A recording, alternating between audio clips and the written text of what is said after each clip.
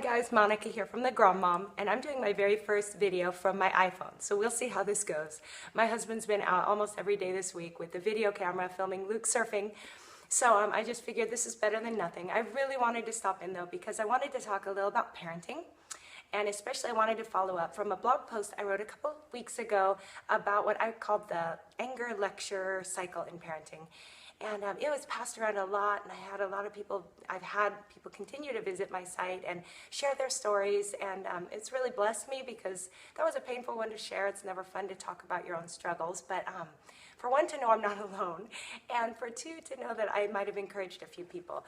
And I want to continue to encourage you in this area by sharing some of the tools, some of the things that I'm working on, and I hope that you might try as well.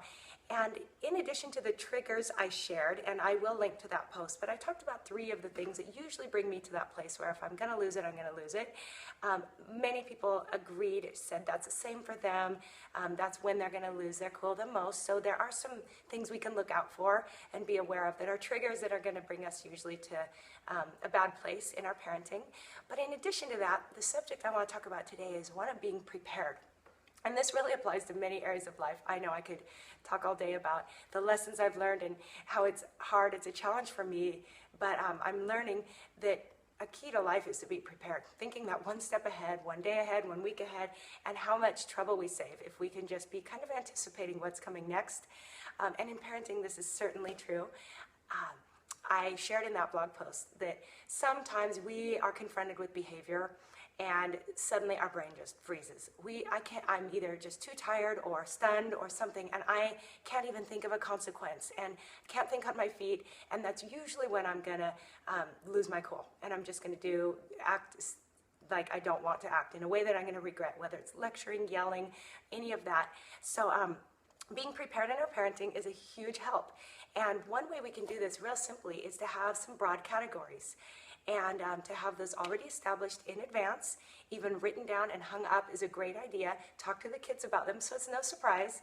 And then very unemotionally give those consequences when they have the deserved behavior.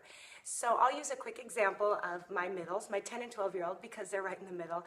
And this is going to be different depending on the age and personality or issues you're dealing with of your kids. But for my middles, 3 categories might be, one might be when they're simply neglecting to do something they knew to do or being irresponsible. So maybe they forgot to feed the dog and the dog didn't eat that day, and that's bad. And they need to learn a life lesson from that. Or they left something on, or, a lot of the time this is going to be household things and chores or homework. And a swift consequence for this might be to give them a couple chores that they already know they can't stand. Dirty chores, something yucky, and they know right away, okay, they're going to go do those chores and now. And you might also take away some privileges, but the dirty chore thing is a handy one to have around, and then you're out of the deal. You just give that to them, and that's that. So that's one category. Second category is a big one in my home, and if you have more than one kid, you might face it too, and that is the sibling squabbling, the bickering brothers that drive me crazy. It's going to happen in every household, I think, but I don't like it, and sometimes, it's low grade, and it builds, and then you just can't take it anymore, and that's when I might lose it. However, what I recommend doing is just having a quick consequence given to both parties, or however many are involved, and but this is the key here.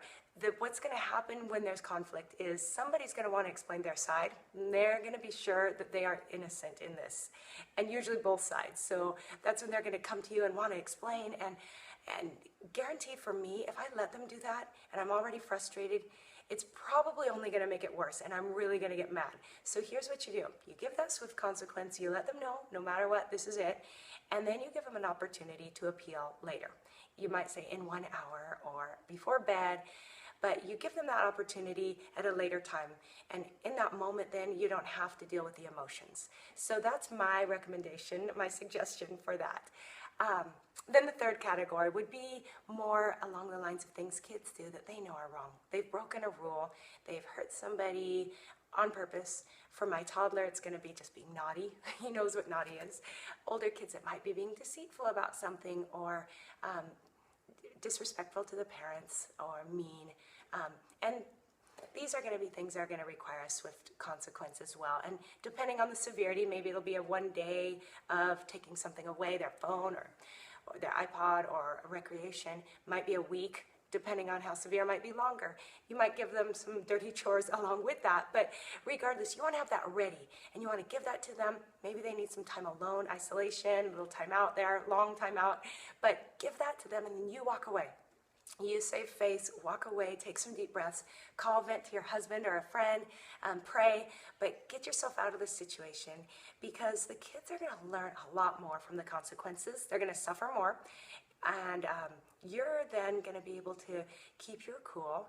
You don't want to be remembered as the lunatic mom yelling and lecturing. You want to be able to just keep a good relationship with your kids, but also teach them lessons.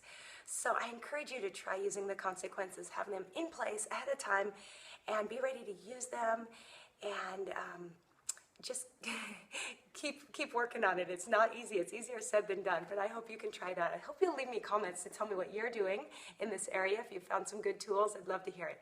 And thank you guys so much for being here. That was my tip of the day. So check in, leave me a comment. Have a great day, and aloha.